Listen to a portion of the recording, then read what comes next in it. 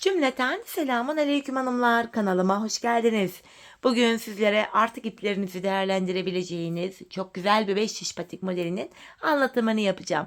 Ben patiğimde krem, tarçın, sarı ve yeşil tonlarında 4 tane ip kullandım. Dilerseniz daha fazla ip de tercih edebilirsiniz.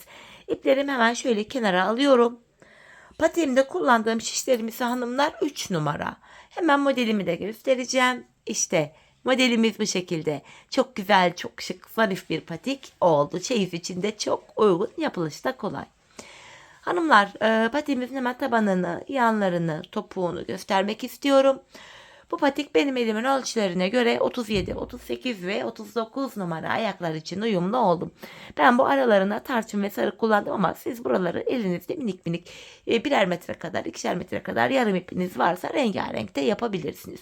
Hemen patiğimi kenara bırakıyorum. Birlikte başlayalım örmeye. Patiğimize her zaman olduğu gibi burun kısmından başlıyorum hanımlar. 12 ilmek olarak 12 ilmeğimi atıyorum öncelikle. Şu birinci ilmeğim, 2, 3, 4, 5, 6, 7, 8, 9, 10, 11 ve 12. 12 ilmeğimi attım. Şimdi geri dönüyorum. Geri döndüğümüzde hanımlar patiğimizin arka yüzündeyiz. Gördüğünüz üzere ilk sıramda hanımlar ilk ilmeğimi örmeden alıyorum. Devamında gelen diğer ilmeklerimi patiğimin arka yüzünde ilk sırada ters olarak örüyorum. Bu şekilde. Sonuncu ilmeğimi de yine ters ördüm. Tekrar geri dönüyorum. Bu defa ön yüzdeyiz. Artık düz örgü uygulaması yapacağız ve 5 şişe geçeceğiz. İlk ilmeğimi örmeden alıyorum. İkinci ilmeğimi ördüm. 3, 4, 5, 6. İlk 6 ilmeğimi ilk şişimle ördüm. Kalan 6 ilmeğimi de ikinci şişimle örüyorum. Şu 1, 2, 3, 4, 5, 6. Şimdi hanımlar hiç geri dönmeden ilk başladığımız yerlerden 3. şişime ilmeklerimi çıkaracağım. Öncelikle ilk ilmeğimi şu kenardan bakın ilmeğin iki kanadına birden girerek çıkarıyorum. Devamında ilmek çıkartabilmek için de başlangıç yerlerimiz sık olduğu için tığımdan yardım alacağım. Şu ikinci ilmeğim, şu üçüncü ilmeğim, dördüncü,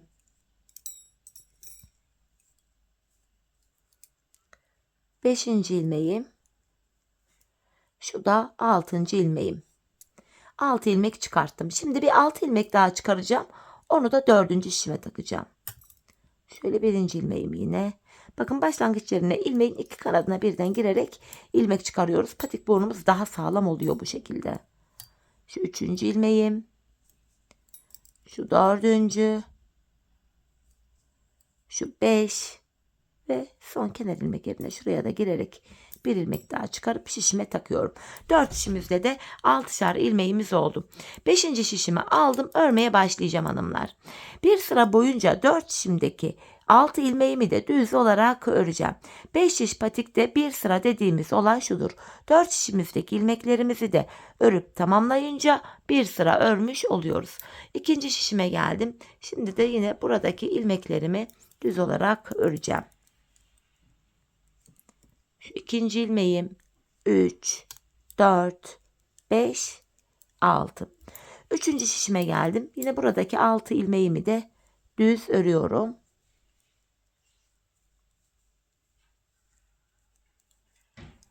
Dördüncü ve sonuncu şişime geldim. Buradaki ilmeklerimi de öreceğim. Böylece bir sırayı tamamlamış olacağız. Evet hanımlar. Şimdi başlangıç yerine geldik. İlk şişimizdeyiz. Artırma işlemini de yapmaya başlayacağız. Artırma işlemini hanımlar patik burnumuza şöyle baktığımız anda bu sağ ve sol kenardan yapıyoruz. Orta kısımlardan artırma yapmıyoruz. İlk şişimdeyim. Kenarımız hemen sağ tarafta. Birinci şişimde ilk 2 ilmeğimi örüyorum. Ardından ikinci ilmeğimin altındaki hemen şu ilmeğimin kenarına girdim. Buradan aldığım ilmeğimi de düz olarak örüyorum. Kalan 4 ilmeğim düz örülüyor. Böylece birinci şişimde 7 ilmeğim oldu. İkinci şişime geldim. Burada da kenarımız hanımlar bakın bu sol tarafta. Son 2 ilmeğim kalana kadar öreceğim. İkinci şişimde de artırmamı yapacağım. Bakın sondan ikinci ilmeğimin altındaki şu ilmeğimin kenarına giriyorum ve buradan aldığım ilmeğimi de düz ördüm. Kalan 2 ilmeğim düz örülüyor. Üçüncü şişime geldim. Burada da kenar hemen başta. İlk 2 ilmeğimi öreceğim. Bir, şu ikinci ilmeğim. Ardından ikinci ilmeğimin altındaki hemen şu ilmeğimin kenarına giriyorum. Buradan aldığım ilmeğimi de düz ördüm. Artırmamı yaptım. Kalan 4 ilmeğim düz örülüyor. İlk 3 şişimde 7'şer ilmeğim oldu. Dördüncü ve sonuncu şişime geldim. Kenar sol tarafta. Son 2 ilmeğim kalana kadar öreceğim. Bakın sondan ikinci ilmeğimin altındaki şu ilmeğimin kenarına giriyorum. Buradan aldığım ilmeğimi de düz ördüm. Kalan 2 ilmeğim düz örülüyor. Böylece 4 şişimde de 7'şer tane ilmeğim oldu. Bir sıra artırma yaptık. Şimdi bir sıra hanımlar 4 şişimdeki 7 ilmeğimi de artırma yapmadan düz olarak öreceğim. Yani bir sıra artırma yaparken bir diğer sırada ilmeklerimizi düz olarak örüyoruz. Bunun sebebi şu. Her sıra artırma yaparsak şayet patik burnumuz bir anda açılma yapar ve hoş bir görüntü olmaz. İkinci şişimdeki 7 ilmeğimi de ördüm. Yine 3 ve 4. şişimdeki ilmeklerimi de düz olarak öreceğim. Bu düz ilmeklerimi örerken artırma işlemini sizlere kısaca tekrar etmek istiyorum. Artırma işlemini 1. ve 3. şişimizde ilk 2 ilmeği ördükten sonra yapıyoruz. 2. ve 4. şişimizde de son 2 ilmek kalana kadar örüp öyle artırmalarımızı yapıyoruz. Bir sıra ilmeklerimi düz ördüm. Geldik yeniden başlangıç noktasına ve artırma işlemine. Bakın hanımlar, birinci şişimdeyim. Kenar sağda. İlk 2 ilmeğimi örüyorum. Ardından ikinci ilmeğimin altındaki şu ilmeğimin kenarına girip buradan aldığım ilmeğimi de düz ördüm. Kalan 5 ilmeğim düz örülüyor. Birinci şişimde 8 ilmeğim oldu. İkinci şişime geldim. Kenar sol tarafta. Son 2 ilmeğim kalana kadar öreceğim. Kenardan artırmamı yapacağım. Sondan ikinci ilmeğimin altındaki şu ilmeğimin kenarına giriyorum. Buradan aldığım ilmeğimi düz ördüm. Kalan 2 ilmeğim düz örülüyor. İkinci şişimde de 8 ilmeğim oldu. Üçüncüye geldim. Kenarımız hemen başta. İlk 2 ilmeğimi örüyorum. Ardından ikinci ilmeğimin altında şu ilmeğimin kenarına girdim. Buradan aldığım ilmeğimi de düz örüyorum. Kalan 5 ilmeğim düz örülüyor. Bu tarz artırma yapınca kenarlarda delik görüntü de oluşmuyor. İlk 3 şişimde 8'er ilmeğim oldu. 4. şişime geldim. Kenar sol tarafta. Son 2 ilmeğim kalana kadar öreceğim. Artırmamı yapacağım. Bakın sondan ikinci ilmeğimin altındaki şu ilmeğimin kenarına giriyorum ve buradan aldığım ilmeğimi düz ördüm. Kalan 2 ilmeğim düz örülüyor. Hanımlar, böylece 4 şişimizde de 8'er ilmeğimiz oldu. Şimdi yapacağımız işlem şu: bir sıra ilmeklerimizi düz öreceğiz. Bir sonraki sıra artıracağız. Düz öreceğiz, artıracağız. Patiğimizin burnunu bu şekilde yapacağız. Ben bu patiğimde her bir şişimde 14'er ilmeğim olana kadar artırmalarımı yaptım. Modelimi kurdum. Model zaten 8 ilmek ve katları üzerine kurulduğu için 4 şişede 14'er ilmek yapınca şişlerdeki toplam ilmek sayısı 56 oluyor. 56'da 8'in 7 katı olduğuna göre modelimiz bu şekilde hanımlar. Hemen göstereyim. Tam denk geldi. Şimdi hep birlikte artırmalarımızı yapalım gelelim hanımlar. Ardından da birlikte modelimize başlayalım. Evet hanımlar, ben her bir şişimde 14'er ilmeğim olana kadar artırmalarımı yaptım geldim. Sonrasında bir sıra düz örmedim. Hemen modelime başlayacağım. Modelimiz hanımlar toplam 6 sıradan oluşuyor. Her 6 sırada bir aynı modeli tekrar ediyoruz. Modelime şöyle tarçın ipimi de yanıma koydum. 2 ilmek krem örerek başlıyorum. Modelimizde birinci sıradayız. İlk şişimdeyim. 2 tane kremimi ördüm. Sonra tarçın ipimi ekleyeceğim. Buraya 2 ilmek tarçın örüyorum. Şu birinci ilmeğim. Şu da ikinci ilmeğim. Hemen hanımlar burada tarçın rengi ipimin ucunu krem ipime bağlıyorum. Patiğimiz sökülmesin diye. 2 tane sıkı bir düğüm attım buraya. 2 krem ile başladık. Yanına 2 tane tarçın ördük. Modelin devamı şöyle olacak. 6 krem 2 tarçın olacak şekilde örülecek. 3, 4, 5, 6. 6 kremimi ördüm. Buraya 2 tane tarçın rengi ilmeğimi örüyorum. Tekrardan 6 krem. 1, 2. Üçüncü şişimden devam ediyorum. Şu üçüncü ilmeğim. 4, 5, 6. 6 tane kremimi ördüm. Yanına 2 ilmek tarçın örüyorum. İp geçişlerinde arkadaki ip mesafesini biraz esnek bırakalım. Sıkı tutarsak patiğimizin esneklik payı gider. Patik ayağımıza girmez. Tekrardan 2 tarçından sonra 6 tane krem ördüm. Yeniden 2 tane tarçın örüyorum. 1, 2.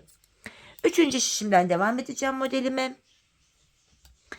Yine en son 2 tarçın örmüştüm. 6 tane krem örüyorum. 3, 4, 5, 6. 2 ilmek tarçın rengi ipim ile ördüm. 6 krem, 3, 4, 5, 6. Dördüncü şişime geçtim. 2 ilmek tarçın rengi ipim ile örüyorum. Şu birinci, şu da ikinci ilmeğim. Yeniden 6 krem, 3, 4, 5, 6. 2 tarçın. Kalan 4 ilmeğimi de krem ipim ile örüyorum. Dördüncü şişimizde ilmeklerimizi ördük. Bir sıra tamamladık. İlk modele başlarken birinci şişte 2 kremimiz vardı. Dördüncü şişimizde de son 4 ilmeğimiz krem. Böylece arada 6 tane krem ilmeğimiz oldu. Modelimizde geldik ikinci sıramıza. Bu sıramızda krem olan ilmeklerimizi krem ipimiz ile düz olarak öreceğiz. Tarçın rengi ilmeklerimizi de tarçın rengi ipimiz ile ters öreceğiz. İlk sırada düz ördüğümüz ilmeklerimizi ikinci sıramızda ters olarak örüyoruz. Bakın ters ördüm. Tekrar tarçınımı arkada bıraktım. Kremimi alıyorum. 6 krem ilmeğimi düz örüyorum. 3, 4, 5, 6. Tekrar tarçın rengi ipimi elime aldım. Bu tarçın rengi 2 ilmeğimi ters olarak örüyorum. Tekrar kremimi aldım. Aradaki 6 kremim düz örülüyor. İkinci şişime geçtim. Krem ilmeklerimi krem ipim ile örüyorum. Tarçın rengi ilmeklerimi de tarçın rengi ipim ile ikinci sıramda ters örüyorum. Modelimizin ikinci sırası da bu şekilde örülüyor hanımlar.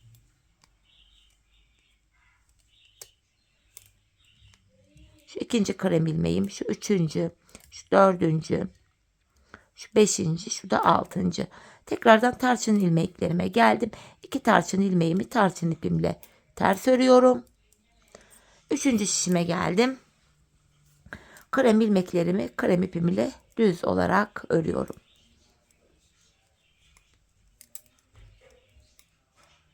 Tekrar tarçın ilmeklerime geldim.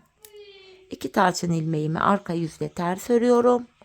Krem ipimi aldım. Aradaki 6 krem ilmeğimi düz olarak örüyorum. Dördüncü şişimdeyim hanımlar. Burada da aynı işleme devam edeceğim. Tarçın rengi ipimi elime aldım. 2 tane tarçın ilmeğimi tarçın ipim ile ters örüyorum. Krem ipimi aldım. Aradaki 6 krem ilmeğimi yine düz olarak örüyorum.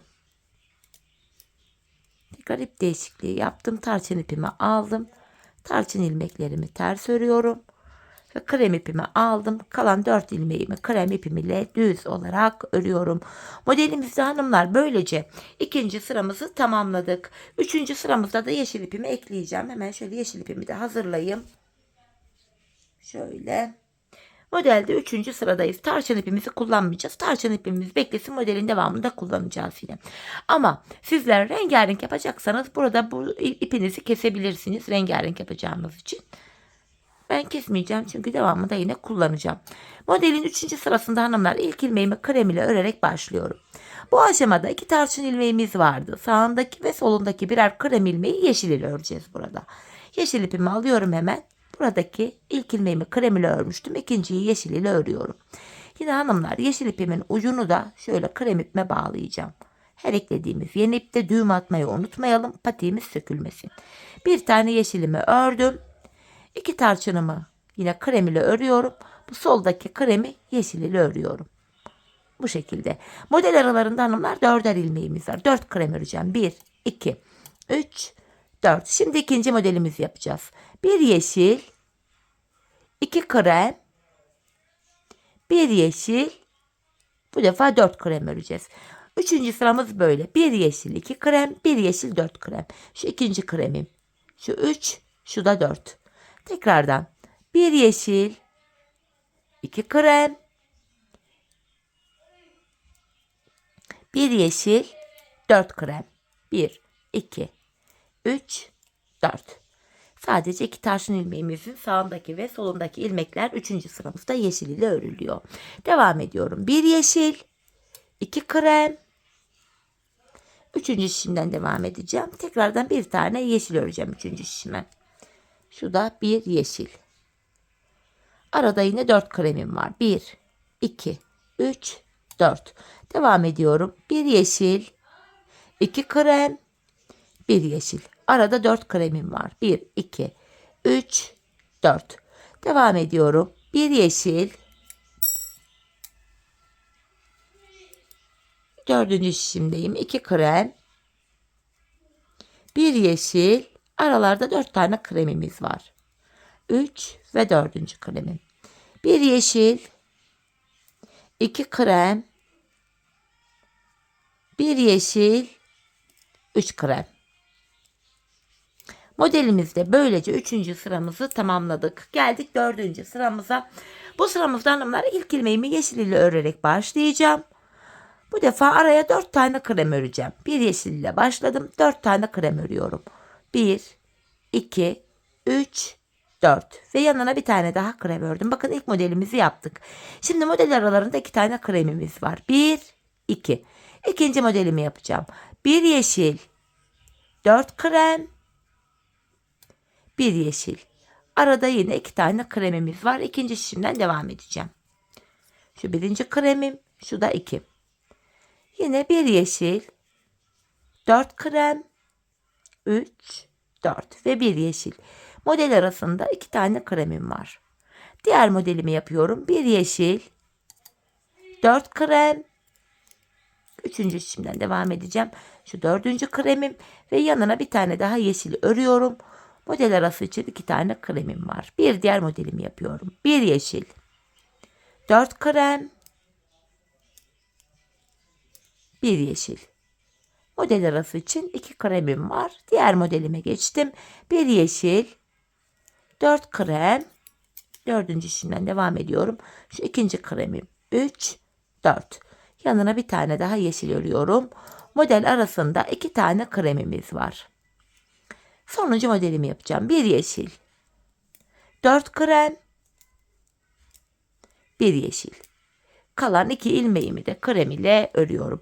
Modelimizde 4. sıramızı bitirdik. Geldik modelimizde 5. sıramıza. Bu sıramızda da sarı ipimizi ekleyeceğiz hanımlar. Şöyle sarı ipimi hazırladım yanıma. Hanımlar bu aşamada sarı modelimizi tam bakın 2 yeşilin arasında kalan 2 kremleri ekleyeceğiz. Buralara ekleyeceğiz. Bakın 2 yeşil arasında ikişer kremimiz kaldı. Oralara sarı ipimizi ekleyeceğiz. Bu aşamada kenardan 6 ilmeğimi krem ile öreceğim. 5. sıramda. 6 ilmek krem ile öreceğim. 1, 2, 3, 4, 5, 6. Ortada 2 kremim var. Bunu sarı ile örüyorum. 2 sarı. Şu birinci sarı ilmeğim. Şu da ikinci sarı ilmeğim. Hemen sarı ipimin ucunu kremime bağlıyorum. 6 krem ile başladık. 2 tane sarımızı ördük.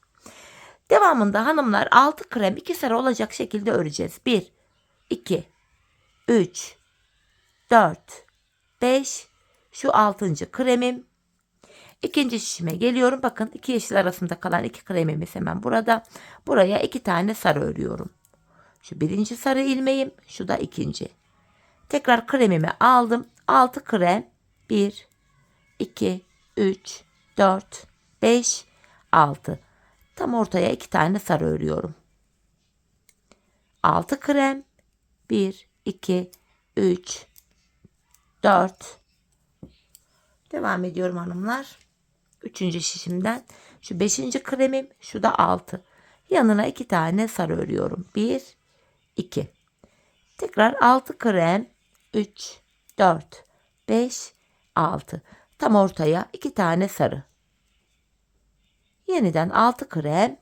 Şu 1, 2, 4. şişimden devam edeceğim ilmeklerimi örmeye. Şu 3. kremim. 4, 5, 6. Tam ortaya 2 tane sarımı örüyorum. Şu birinci sarım. Şu da 2. Yeniden 6 tane krem. 3, 4, 5, 6. 2 tane sarımı örüyorum. 5. sıramızı böylece tamamladık. Geldik modelimizde 6. sıramıza hanımlar. Bu sıramızda da yapacağımız işlem şöyle.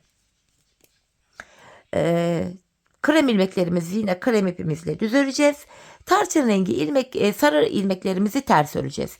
Yine ilk 6 ilmeğimi krem ile örüyorum. 6 tane krem ördükten sonra sarı ipimi aldım. Sarı ilmeklerimi ters öreceğim. 2 sarı ilmeğim ters örülüyor. Şu birinci sarı ilmeğim, şu da ikinci. Tekrar kremimi aldım. Krem ilmeklerimi krem ipim ile düz olarak örüyorum.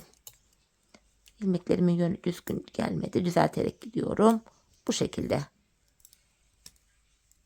İkinci şişimden devam ediyorum. 2 sarı ilmeğim var burada. Buradaki 2 sarı ilmeğimi sarı ipim ile ters örüyorum. Aralardaki kremlerimi krem ipim ile düz örüyorum. Devam ediyorum, yine sarı ipimi aldım. 2 sarımı ters ördüm. Kremlerimi düz örüyorum. Üçüncü şişime geldim. Buradan devam edeceğim. Şu beşinci, şu altıncı kremim. Tekrar sarı ipimi alıyorum. Sarı ilmeklerimi sarı ipim ile ters örüyorum. Krem ilmeklerimi de krem ipim ile düz olarak örüyorum hanımlar.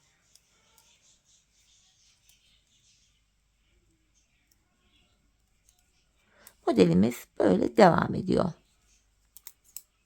Dördüncü şişime geldim. Aynı işlemi burada da yapacağım. Bakın 2 sarı ilmeğime geldim. 2 sarı ilmeğimi sarı ipim ile ters ördüm. Krem ilmeklerimi krem ipim ile düz örüyorum. Son 2 ilmeğime geldim. Son 2 ilmeğim sarı, ters olarak örüyorum 2 ilmeğimi. Modelimizde hanımlar 6. sıramızı bitirdik. Bakın hanımlar, yani bu bölümü bitirdik.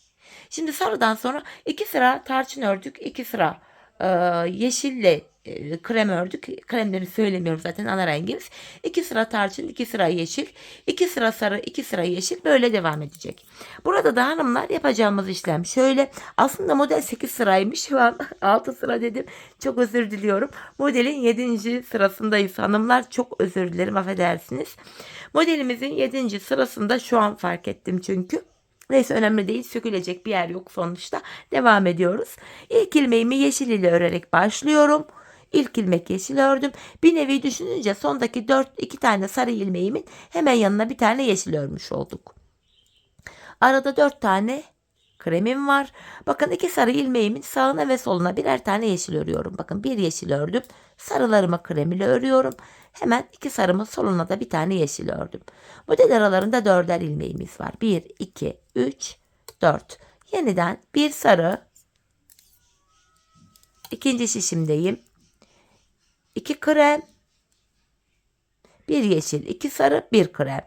Model arasında yine 4 tane kremim var.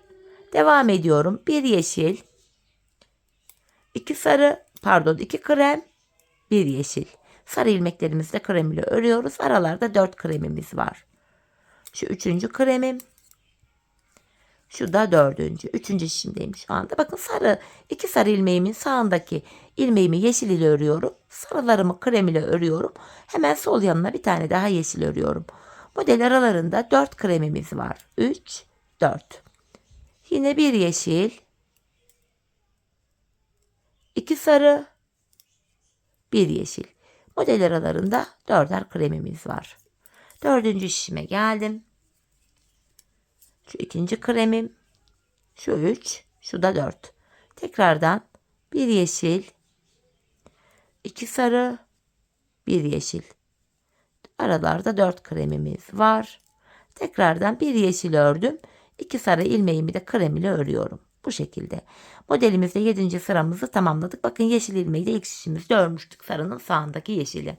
8. sıradayız hanımlar. Bu sıramızda da yapacağımız işlem şöyle. İlk ilmeğimi krem ile örerek başlıyorum. Yanına bir tane yeşil ördüm. Bu defa model aralarında 2 kremimiz var. Modelimizde de hanımlar bu yeşil ilmek sağa ve sola birer geçecek. Bakın buraya bir tane yeşil örüyorum. Ortaya 4 krem ve yanına bir yeşil. İlk modelimizi yaptık. Model aralarında 2 kremimiz var. 1, 2. Hanımlar, şeklimiz böyle. Tekrardan şöyle düzelteyim. Bir yeşil, 4 krem, 1. İkinci şişimden devam ediyorum. Şu 2. kremim. 3, 4. Yanına bir tane daha yeşil örüyorum. Model aralarında birer tane, ikişer tane kremimiz var. Tekrardan bir yeşil, 4 krem, bir yeşil. Model arasında 2 kremimiz var. Bu şekilde. Üçüncü şişimden devam ediyorum. Hemen bir yeşil, 4 krem, bir yeşil. Bakın bu defa model aralarında ikişer tane kremimiz kalıyor. Devam ediyorum. Bir yeşil, 4 krem, bir yeşil. Model arasında 2 tane kremimiz var. Dördüncü şişimdeyim şu anda. 2 kremimi ördüm. Yine devam ediyorum. Bir yeşil, 4 krem, bir yeşil. Model arasında 2 tane kremim var. Bir yeşil ve son 3 ilmeğimi krem ile örüyorum. Modelimizde hanımlar 8. sıramızı tamamladık. Modelimiz bitti. Modelde şimdi ilk sıraya yeniden döneceğiz. Bu defa tarçın ipimle devam edeceğim. Dediğim gibi sizler bu tarçın değil de farklı renklerle de devam edebilirsiniz. Rengarenk de olabilir. İlk modelimizi yaparken hanımlar modelimizde şimdi 1. sıradayız. İlk modelimizi yaparken ilk sırasında bütün modelleri her sıralamayı yaparken 1. 2. 3. 5. 7. 8. tek tek söyledim. Aynı işleme devam edeceğiz. Yine ilk modeli yaparken ilk 2 ilmeği krem ile örmüştük. Bakın 2 yeşilin tam ortasında 2 krem var. Bu 2 krem ilmeğimi yine bu defa tarçın ipim ile düz örüyorum. Şu 1. ilmeğim, şu 2. Tarçın ipim ile ilmeklerimi düz ördüm. Model arasında 6 kremimiz var. 1, 2, 3, 4, 5, 6. 6 krem 2 tarçın olacak şekilde yine devam ediyoruz. 2 tarçın 6 krem. Bu şekilde hanımlar. 4 şişimizi de böyle dolanacağız. İlk şişimizi ördük. Diğer 3 şişimizi de aynı şekilde örelim gelelim. Evet hanımlar diğer 3 şişimde de ilmeklerimi ördüm. Modelde yine 1. sırayı tamamladık. Geldik 2. sıramıza. Bu sıramızda da yapacağımız işlem şöyle. Krem ilmeklerimi yine düz öreceğim. Tarçın ilmeklerimi ters öreceğim. Bakın tarçın ipimi alıyorum şuradan. Şöyle. 2 tane tarçın ilmeğim vardı. Bunları ters örüyorum. Modelimizin 2. sırasında işlem böyle. Krem ilmeklerimi düz örüyorum. Tarçın ilmeklerimi 2. sıramda ters örüyorum. Yine kremlerim düz, tarçınlarım ters olacak şekilde ilk modelimizin 2. sırasını yapacağız. Diğer 3 işimizi de aynı şekilde örelim gelelim.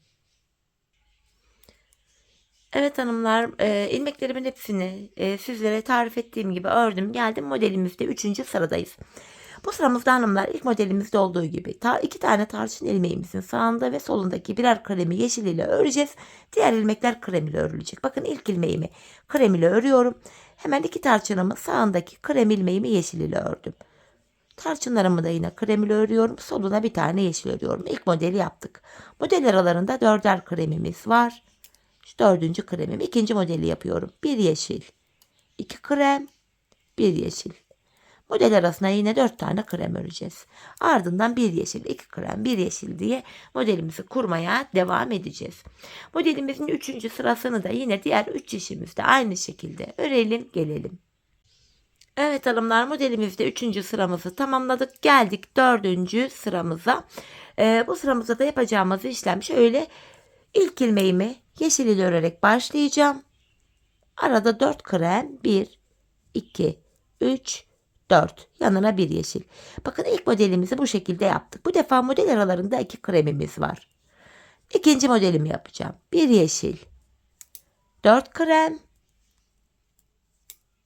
1 yeşil. Arada yine 2 krem diye devam edeceğiz ikinci şişimizden. Sonrasında 1 yeşil, 4 krem, 1 yeşil diye öreceğiz. Model aralarında 2'şer tane kremimiz olacak. 4. sıramızda bu şekilde.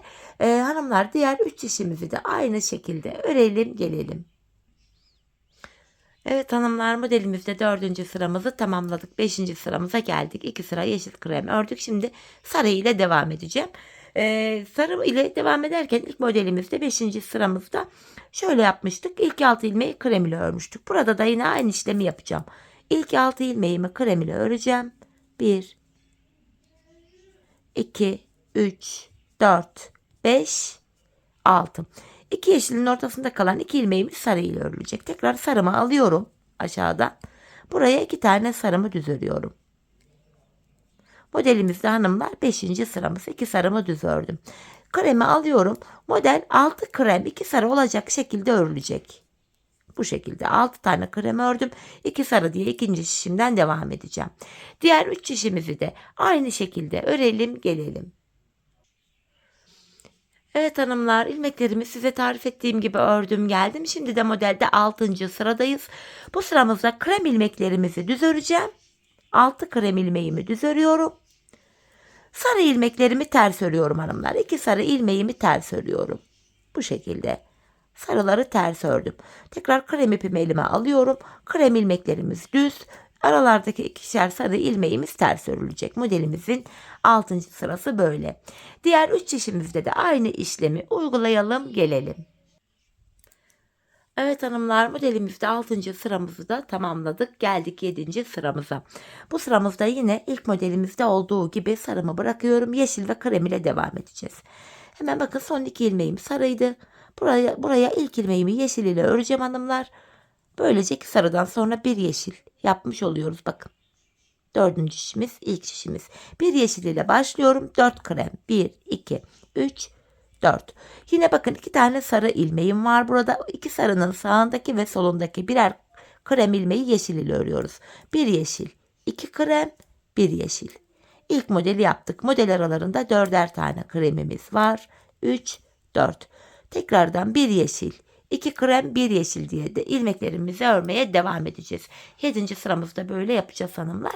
Diğer 3 şişimizi de aynı şekilde örelim gelelim.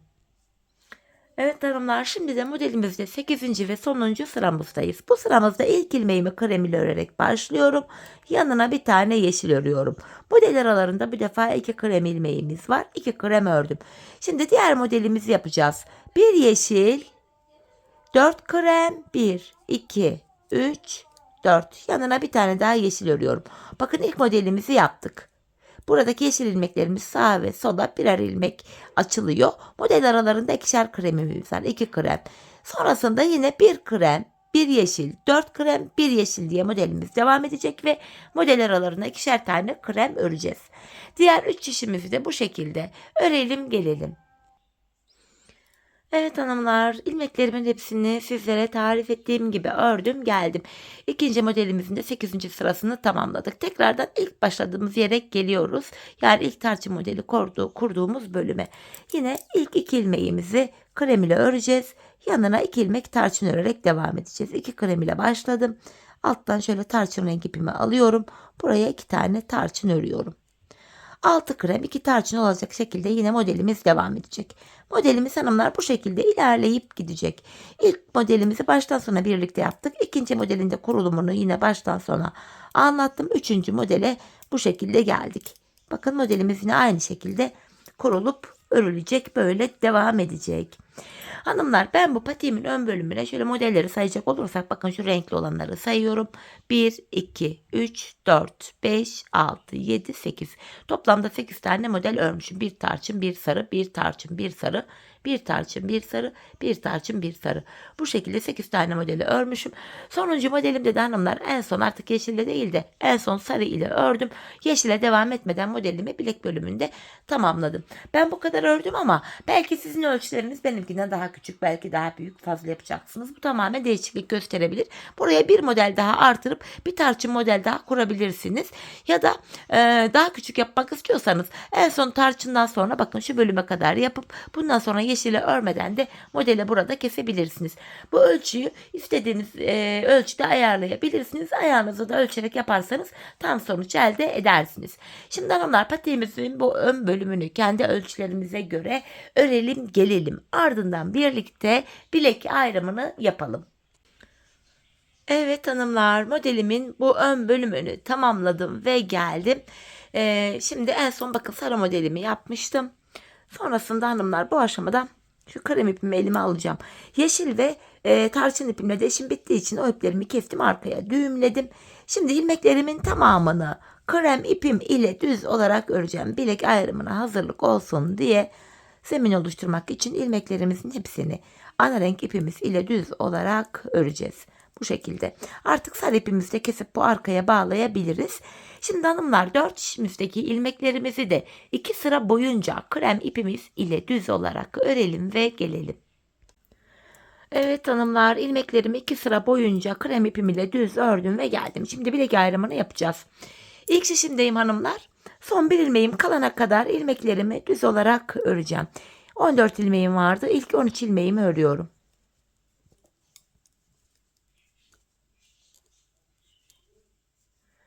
Bakın burada son bir ilmeğim kaldı. Buradaki sonuncu ilmeğim ile ilk şişimdeki ilk ilmeğimi alıyorum. Bu iki ilmeği şöyle birbiriyle yer değiştiriyorum. Yer değiştirdiğim ilk ilmeğimi ilk şişimle ördüm. Bilek ayrımında, yani burada ilmekleri yer değiştirerek örüyoruz. Sebebi şu: bilek ayrımı daha sıkı ve sağlam oluyor. Tam bu orta kısımda ayrık bir görüntü oluşmuyor. Patiğimizin yanlarına şu anda geçmiş bulunmaktayız hanımlar. Patiğimizin şu kenarlarına ben 7'şer ilmek haroşa ördüm. Örgümüzün hem arka yüzünde düz örgü örünce haroşa oluyor. Hem arka yüzde ters örgü örünce yine haroşa oluyor.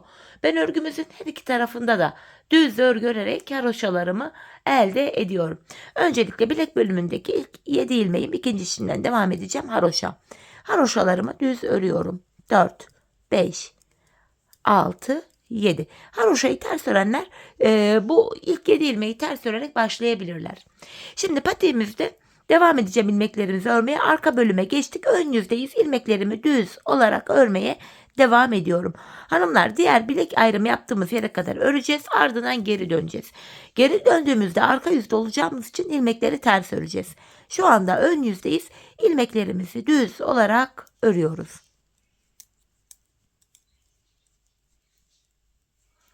Taban bölümündeyim. Tabandaki diğer şişime geçtim. Buradaki 14 ilmeğimi de yine düz olarak örüyorum.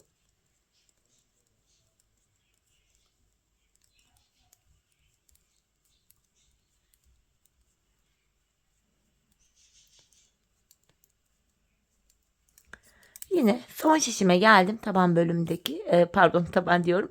Bilek ayrımı yaptığımız son şişimize geldim. Burada da yine ilmeklerimi düz olarak örüyorum. Bakın son 7 ilmeğim kaldı bu bilek bölümünde. Bu haroşa olduğu için bunları düz örüyorum. Haroşayı ters örenler bu 7 ilmeği ters örecekler. Sonuncu ilmeğimi de ördüm. Bilek ayrımına geldik. Şimdi bilek ayrımına geldikten sonra geri döneceğiz. Yapacağımız işlem bu hanımlar. Bilek ayrımına kadar öreceğiz, geri döneceğiz. Öreceğiz, geri döneceğiz. Şimdi ilk ilmeğimi örmeden alıyorum. Çünkü ben sonuncu ilmeklerimi ördüğüm için ilk ilmeğimi örmeden alıyorum. İlk ilmeğimle birlikte toplam 7 ilmeğimi düz öreceğim. 4, 5, 6, 7. Bakın buraya bir diş haroşa oluştu. Diğer ilmeklerimi de şu an gördüğünüz gibi hanımlar arka yüzdeyim. Bu nedenle ters olarak örüyorum. Patiğimizin arka bölümünde yapacağımız işlem hepi topu bundan ibaret. Ön yüzdeysek eğer düz örgü uygulaması yapıyoruz. Arka yüzdeysek de ters örgü uygulaması yapıyoruz. Sadece bilek bölümünde kenarlarda 7'şer ilmek haroşalarımız var. O 7'şer ilmek haroşamızı haroşa olarak öreceğiz. Bilek ayrımına kadar öreceğiz, geri döneceğiz. Öreceğiz, geri döneceğiz. Patiğimizin arka bölümünde başka anlatılacak bir detay, model, ayrıntı hiçbir şey yok. Tek renk sade yapıyoruz arka bölümü.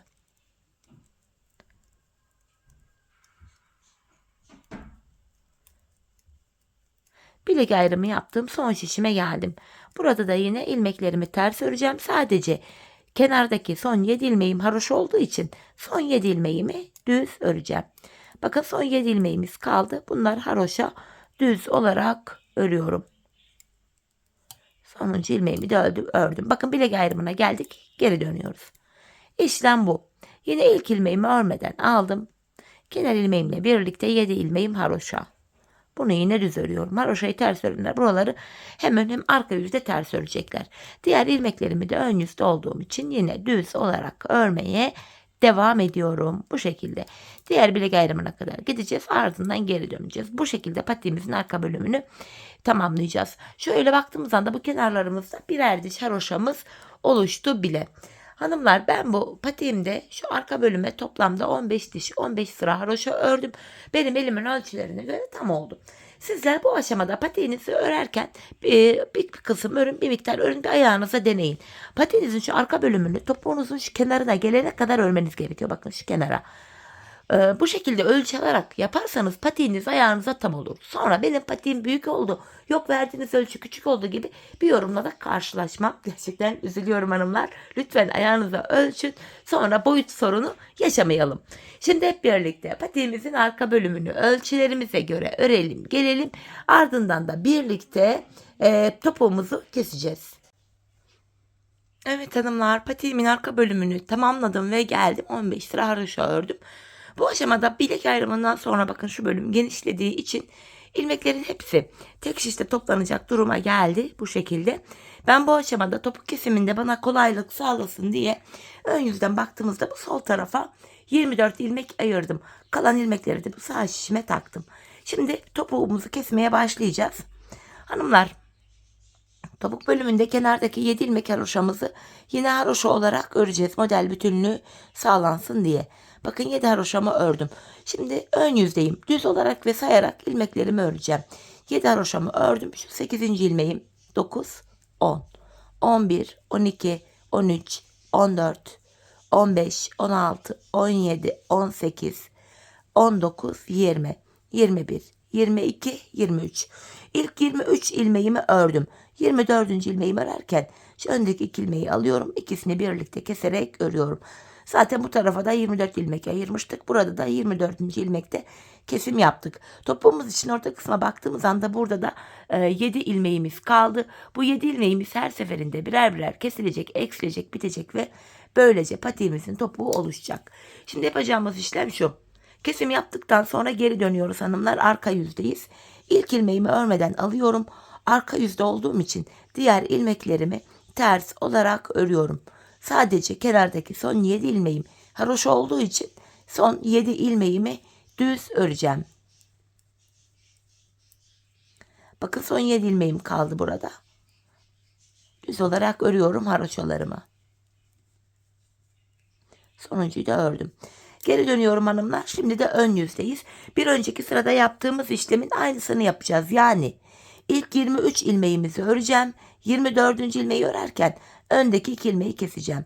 Bakın 7 haroşamı ördüm. Sayarak gidiyorum. 8, 9, 10, 11, 12, 13, 14, 15, 16, 17, 18, 19, 20, 21, 22, 23. 23 ilmeğimi ördüm. 24. örerken şu öndeki ikisini alıyorum. Keserek örüyorum.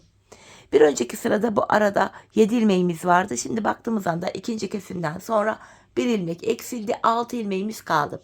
Şimdi yapacağımız işlem şu. Kesimden sonra tekrar geri döneceğiz. Arka yüzde ilmekleri öreceğiz. Ön yüzde tekrardan ilk 23 ilmeği öreceğiz. 24. örerken kesimimizi yapacağız. Biz bu kesme işlemine şu arada kalan 6 ilmeğimiz birer birer eksilip bitene kadar devam edeceğiz hanımlar. Böylece topuğumuzu yapmış olacağız. Şimdi hep birlikte bu 6 ilmek bitene kadar patiğimizin topuğunu sizlere tarif ettiğim gibi örelim gelelim. Evet hanımlar, patiğimin topuğunu ördüm ve geldim.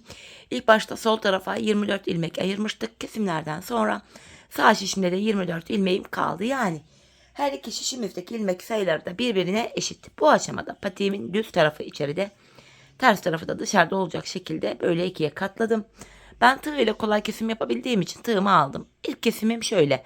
Benden taraftaki şişten bir ilmek, ikinciden de bir ilmek alıyorum. İkisini birlikte topladım. Diğer kesimlerimi de şöyle yapacağım. Benden taraftaki şişten bir ilmek, ikinci şişten de bir ilmek alıyorum. İkinci ilmeğimi ilk ilmeğin içinden geçirdim. Tığımdaki ilmekleri topluyorum. Benden taraftaki şişten bir ilmek, ikinciden de bir ilmek aldım. İkinci ilmeği ilkinin içinden geçirip tığımdaki ilmeklerimi topluyorum. Karşılıklı olarak şişlerimizden birer tane ilmek alıyoruz ve ikinci şişten aldığımız ilmeği ilk şişten aldığımız ilmeğin içinden geçiriyoruz. Tığımızdaki ilmeklerimizi topluyoruz. Kesme işlemi böyle yapılıyor hanımlar. Her iki patiğimizin kesim yönü de aynı tarafta oluyor. Bir de her iki şişteki ilmek sayıları da eşit olduğu için kesim sonunda ilmekler aynı anda bitiyor. Kalan ilmeklerimizi de aynı anda aynı şekilde keselim gelelim. İlmeklerimi kestim. Son birer ilmeğim kaldı. Yine buradaki ilmeklerimi de sırasıyla tığıma alacağım. Önce benden taraftaki ilmeğimi, sonra diğer şimdiki ilmeğimi tığıma aldım. Ve tığımda 3 ilmeğim var. Üçünü birden topluyorum. Buraya 2 tane sıkı bir zincir çekip ipimi kesiyorum. Hemen ipimizin ucunu gizleyelim hanımlar. Patiğimizin iç bölümünde de yine bu kullandığımız renk iplerin uçlarını da bu şekilde ilmek aralarından gizleyelim hanımlar. Arka bölümü. Patiğimizin içi dışı tertemiz görünsün. Böyle ip sarkınca çirkin bir görüntü oluşuyor çünkü. Şöyle. Gördüğünüz gibi gizli kesim topuğumuz harika. Çok güzel oldu. Görüntü itibariyle patiğimiz bu.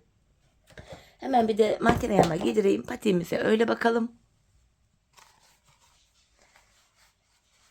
Çok güzel. Şahane bir model oldu hanımlar. Ben çok beğendim.